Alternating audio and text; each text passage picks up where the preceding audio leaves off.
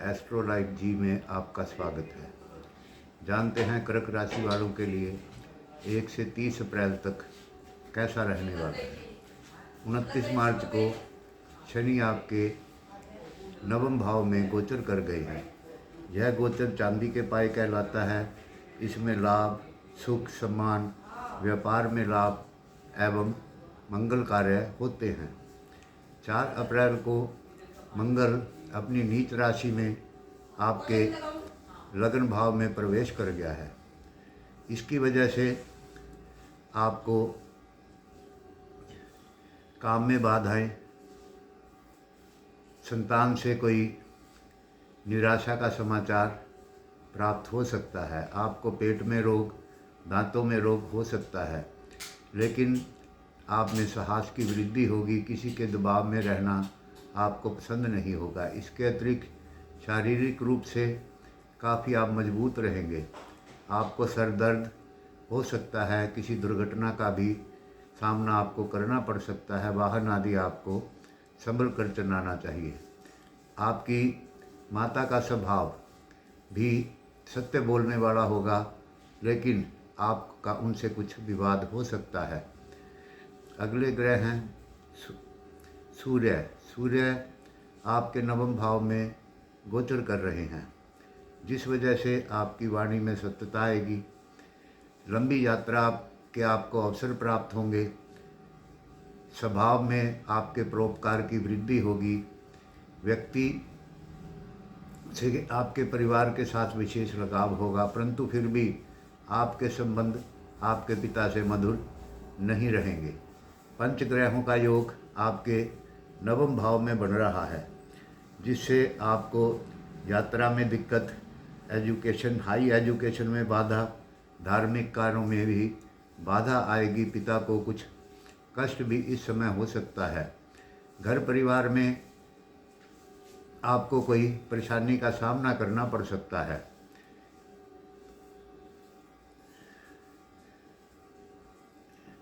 सूर्य 14 अप्रैल को अपना राशि परिवर्तन करके अपनी उच्च राशि में प्रवेश करेंगे, जिसके प्रभाव से आपके जीवन में धन की वृद्धि होगी, घर परिवार में सुख आएगा और व्यवसाय में उन्नति होगी। किसी प्रकार का आपको राजकीय लाभ भी प्राप्त होगा। बुध आपके नवम भाव में गोचर कर रहे हैं, लेकिन यहाँ पर वो नीच भंग योग बना रहे हैं। इस वजह से आपके काम रुकावटें आने के बाद पूर्ण होंगे। इससे आपको धन, स्त्री, पुत्र आदि की संपन्नता का लाभ होगा। यह योग आपको धार्मिक और भाग्यशाली बनाएगा। इसके अलावा आप सदाचार के भी मार्ग में जाएंगे। बुद्धि उत्कृष्ट कार्य करेगी। इसके अतिरिक्त यह एक जिज्ञासु आपके अंदर, एक ग्रह आपके अंदर एक जिज्ञासा पैदा करेगा। विभिन्न प्रकार के सुखों को भोगने का आपको अवसर प्राप्त होगा। साथ ही आप तीर्थ या धार्मिक कार्य में भी रुचि रखेंगे। बृहस्पति आपके लाभ भाव में गोचर कर रहे हैं।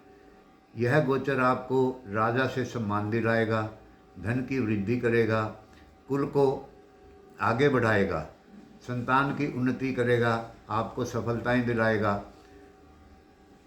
और आपकी धर्म में रुचि होगी। यह योग आपको निरोग भी रखेगा, दीर्घायु बनाएगा। अगर आप किसी रोग से पीड़ित हैं तो उससे आपको छुटकारा मिलने की संभावना है। संतोष की वृद्धि होगी, उदारता आपके अंदर आएगी। इसके साथ ही आपकी बुद्धि में तीव्रता आएगी। अच्छे मित्रों का आपको साथ मिलेगा।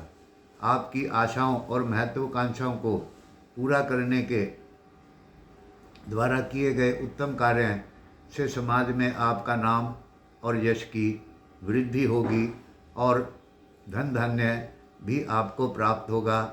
लेकिन कभी कभी आप इस समय में कंजूसी बरतेंगे।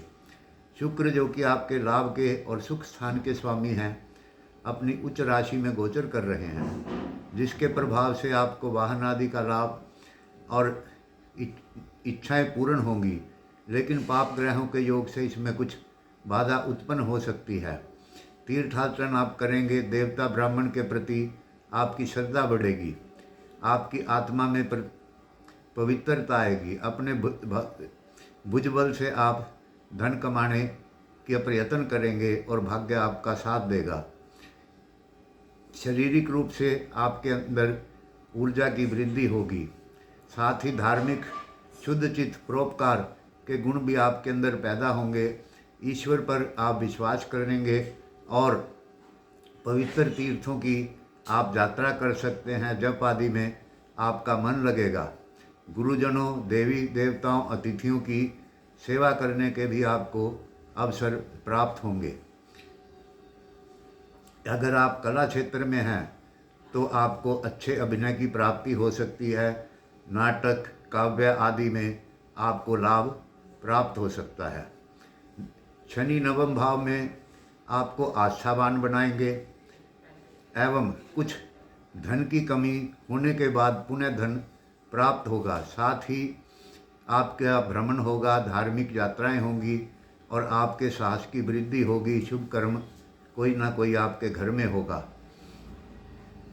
दान धर्म और दयालुता की आपके अंदर वृद्धि होगी। इसके साथ ही आपकी भाषा में मृदुता आएगी, शत्रुओं का नाश होगा, आपका व्यवहार मृदु होगा और दयालुता भी होगी। सबके आकर्षण के केंद्र आप बने रहेंगे और आपको लाभ प्राप्त होगा। आपके स्वभाव से आपको कई प्रकार के लाभ होंगे, परंतु आप कुछ कठोर निर्णय लेने से नहीं झिझकेंगे और आप अत्यंत कठोर निर्णय कोई ले सकते हैं। तीर्थ यात्राओं में आपकी रुचि से आपको प्रसिद्धि प्राप्त होगी। नवम भाव में आपके राहु गोचर कर रहे हैं, जिससे कि आप में परिश्रम की वृद्धि होगी, ईश्वर पर श्रद्धा बढ़ेगी, परिवार में स्नेह करने वाले और गुणवान व्यक्तियों से आपकी मुलाकात होगी। तीर्थ यात्रा, धर्मात्मा और दयालुता आपके अंदर आएगी। यात्राएं करना आप पसंद करेंगे और साथ ही आपके अंदर गुणों की वृद्धि होगी और आप पूजनीय व्यक्तियों में आ जाएंगे। बुजुर्गों के बताए रास्ते पर चलना आपके लिए लाभकारी होगा। आप अपनी कीर्ति को निर्मल बनाएंगे, अपने कार्यों को छोड़ना पसंद नहीं करेंगे और ना ही आप सुधारवादी होंगे। इसके साथ ही विचार आपके अच्छे रहेंगे और जो कि संसारिक कार्यों में संसार के लिए उन्नति करने वाले होंगे। केतु आपके तीसरे भाव में गोचर कर रहे हैं। यह